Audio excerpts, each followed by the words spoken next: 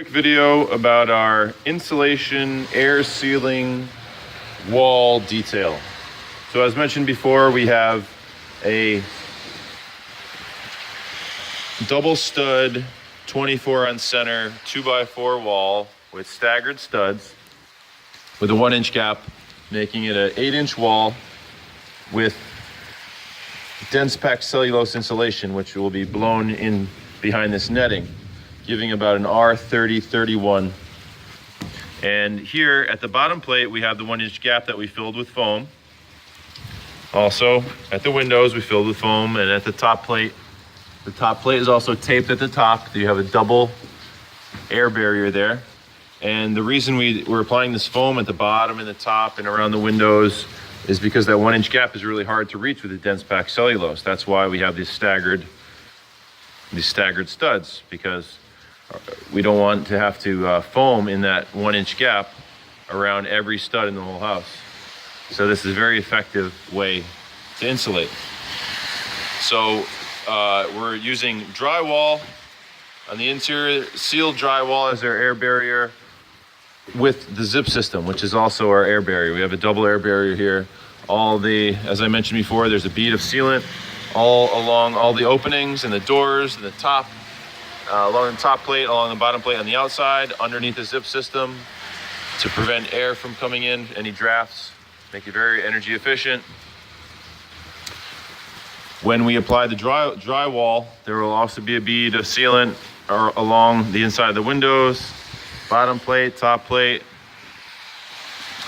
And also, we apply the ceiling first, and then we apply a bead of sealant along the whole top plate, all in the whole house, all the interior walls also on both sides of these top plates.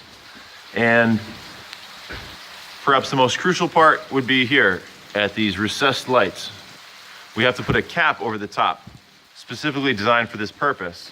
And we'll apply spray foam to the interior of the cap at the bottom where it connects to the drywall, and then we'll apply tape after. So we'll have that double air barrier there. And also sealant along all these boxes too, all these boxes in the exterior walls. So this will provide a very tight home, which is very necessary to get the most energy efficient home. You have to try to seal every gap possible. That'll make it a much more comfortable home, much more energy efficient. You'll save on your heating. And we're going to great efforts to do it. And this is another aspect of sealing, of air sealing. The joints of this window rough opening here are places for air to come in. So that's all sealed. Any penetrations to the home are sealed.